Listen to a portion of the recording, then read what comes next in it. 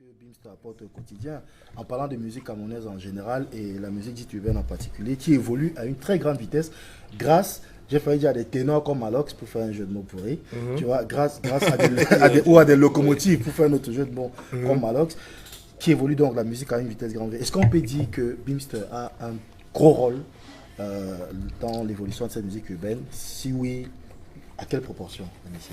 À quelle proportion? Je ne saurais dire à quelle proportion, mais je sais que Bimster a c'est clair réellement... que Bimster a révolutionné la chose. Je pense qu'on a révolutionné, on a vraiment révolutionné le game.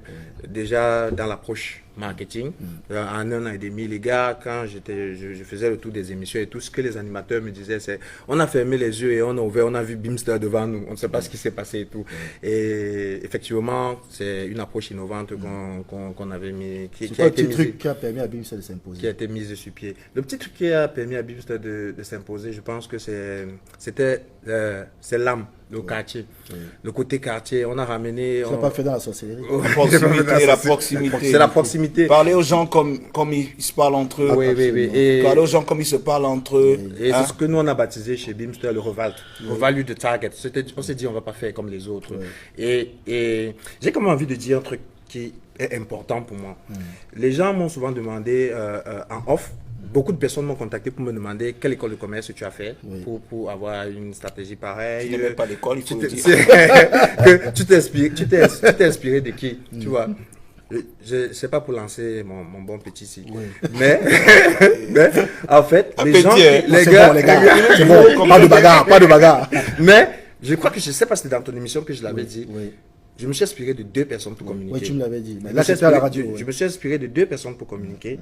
C'était le Waman et Malox. Je vais expliquer pourquoi. Je vais expliquer pourquoi. Oh non, répète ça. Le Waman bien. Waman et... Non, et Malox. Non, en fait, je vais expliquer pourquoi. Il faut que ta mère regarde l'émission. C'est ce que ta mère a dit l'autre jour. Il faut qu'elle regarde l'émission. Non, je vais expliquer pourquoi. Je pense que c'est important parce que quand on fait des choses, c'est aussi pour pouvoir aider ceux qui viennent derrière. Même comme aujourd'hui, c'est une société où tout le monde dit qu'il connaît et personne ne veut demander à ceux qui ont eu à faire des choses qui marchent. Alors moi, je me suis inspiré, à la base, je me suis dit, lorsque tu veux t'inspirer de quelqu'un, il y a de gros risques que tu deviennes la photocopie. Et donc, si je m'inspire de Malox, il y a de fortes chances que je sois la photocopie de Malox. Et l'original, ça ne vaut jamais la photocopie. Mais... moi, je me suis inspiré de ces deux personnes parce que je trouvais qu'ils avaient une communication que je ne peux pas copier. Gars, j'ai dit, ta maman, je suis Bimster peut mourir même le lendemain. Tu vois ce que je veux dire? Pareil, si je prends un thème comme celui du Waman où j'ai dit que je suis le sous-sol, après moi c'est le pétrole et tout, allez chier, vos pétrole et tout. Bimster peut mourir, tu vois ce que je veux dire? Grosse punchline, le sous-sol, après nous c'est le pétrole. Il dit qu'après moi c'est le pétrole. Il dit qu'après moi c'est le pétrole. Il vous coche, mais vous êtes là. Malox vous coche, mais vous êtes là. Parce qu'il donne du bon. Mais je vais te dire, en fait, quand on dit, ce que les gens devraient faire, c'est prendre ce qu'il y a de positif chez chaque être humain. Ce que j'ai fait chez ces deux personnes-là, j'ai trouvé qu'ils avaient une approche décalée. Et moi, je suis, pour ceux qui ont scolavé, moi, ils savent que je suis un anticonformiste à la base. J'étais fan de Prévert, le côté anticonformiste. Et toi, tu nous cassais la tête avec ce mec, Prévert. Et donc, les gars, ils étaient décalés. Ils ont réussi à être décalés et puis ça marchait. Les gens peuvent ne pas accepter. Moi qui suis dans la communication, je trouve que c'est une communication qui marche. Vous avez beau dire, c'est sale, c'est machin, c'est ceci, ça marche. Et donc, je me suis dit, mes gars, s'il faut s'imposer, s'il faut dépasser, il faut doubler les gens qui existent depuis et tout, il faut ramener quelque chose de décalé. Et quand tu regardes le Waman, tu regardes Malox, un truc qu'ils ont en commun, c'est le quartier. C'est qu'ils utilisent le langage, les gens les suivent parce qu'ils s'identifient à eux, tu vois. Et pareil, je me suis dit, voilà, ce qu'il faut faire sur Bimster, c'est personnifier. Identifier, voir moi, acheter les t-shirts MON. Quand on arrive en Europe, on nous considère comme des artistes africains, des rappeurs africains. Les mêmes salles que les Sarkozy ont rempli, on l'ont rempli. C'est les mêmes que vous remplissez. On chante même dans des endroits où ils ne chantent pas. Moi, j'ai chanté au Palacio de Paris, ils n'étaient pas là. Après Riros. Comme pour vous dire que... Comme pour dire que quand tu vois des plateformes comme le Quai 54 où Young Thug vient chanter, je suis en première partie, il faut que les gens arrêtent les conneries. On dit des bêtises parce qu'on est entre 475 000 km², mais le monde est grand. Ils arrivent en Europe, ils font du communautarisme. Quand un Nigérian arrive en Europe, c'est la communauté nigériane qui vient le voir. Il y a eu un gros clash quand j'étais en Belgique. Des vidéos. Je te parle, parce que les gens, quand on parle, on croit que c'est des trucs. Les salles, tu connais le Birmingham Palace. C'est des grandes salles, dans un grand truc comme un entrepôt, tu vois. Ouais. La salle de Davido était là, la salle de la mienne était là, et le guichet est placé au même endroit. Tu comprends ce que je veux dire? Ouais. Donc quand quelqu'un vient là comme ça, il dit que je viens pour Davido, on paye, tac, il va chez Davido, il vient pour Malox, tac, il part chez Malox. Tu comprends ce que je veux dire? Les gens ont dit, ouais, Malox va se casser la gueule, il va se planter, parce que nous, chez nous, quelque part, on nous a appris à être faibles.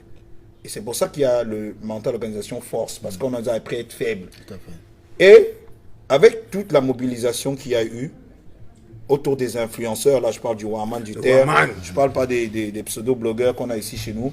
Ils vont apprécier. Non, ils vont apprécier, mais ils apprécient pas, on ne s'en bat les couilles, le monde évolue, tu vois. Le monde est grand, le monde est grand. Moi, mais il y en a quelques-uns qui travaillent. Aujourd'hui, je prends mon téléphone, je suis en direct sur RFI, je suis en direct sur MOI dans l'océan Indien. On peut se passer des gens. À un moment donné, si un mec écrit 3 trucs là, 10 followers, je l'emmerde, tu vois. Donc, je t'explique. Les gens ont dit qu'on va se casser la gueule. Il y a des gens qui ont pris ce problème comme le Warman du Terre, des influenceurs importants dans la diaspora qui ont décidé que non. On est des Camerounais, les gars. Après tout, le son des mecs, c'est un son qui vient de chez nous, à la base. Parce que c'est tiré du Makossa, c'est inspiré du Makossa, c'est inspiré de toute la musique camerounaise. Hein? On parle de Prince Nico Barga et du reste. Exactement. On parle de gens qui ont inspiré l'afrobeat. On parle de gens importants qui venaient du Cameroun. C'est de la musique camerounaise à la base. Tu vois? Il ne faut pas qu'on oublie ça, qu'on se rappelle de ça. Et on a discuté, ils ont décidé de positionner le truc.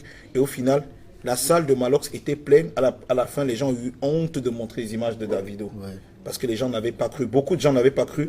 Mais les gens, j'ai vu des gens qui venaient de Russie. Et quand j'ai fini la scène, les Camerounais ne voulaient même pas que je rentre au pays. Tu vois? Comme pour dire qu'avec de l'organisation, on peut tout faire. C'est pas... Les Nigérians aujourd'hui, ils sont venus de plus bas que nous. Je suis désolé, je dois le dire. On n'a jamais fait une musique aussi merdique que celle de Danfo Driver au Cameroun. Ouais. On n'a jamais fait. On n'a jamais fait des clips aussi nuls que ceux de Danfo Driver. Ces mecs viennent de plus bas que nous. On ne peut pas se permettre aujourd'hui de nous dire qu'on ne peut pas aller plus loin qu'eux. S'ils viennent de plus bas que nous, ça veut dire qu'à un moment donné, avec un peu de recul, on peut aller plus loin qu'eux. Hein? Le tout, c'est de savoir écouter. Ok, je déplore souvent la qualité et tout, mais il faut savoir revendiquer la qualité parce qu'à un moment donné, la qualité qu'on retient dans la musique, les sensibilités qu'on a, socialement parlant, sont propres au contexte social dans lequel on est. C'est-à-dire qu'il y a des pays où on va te privilégier la guitare solo, comme dans la rumba, ou les percussions, parce que dans cette société-là, les instruments majeurs qui dominent la culture traditionnelle de ces sociétés-là sont soit les percussions, soit les machins, soit les trucs. Ça fait qu'au final, on peut pas avoir une qualité ultime et universelle dans la musique. Il y a une qualité propre au Cameroun, une approche propre au Cameroun, qu'on va décider de défendre nous et de diffuser dans le monde. Donc que les gens arrêtent de comparer la musique nigérienne avec la musique camerounaise. Parce que cette musique...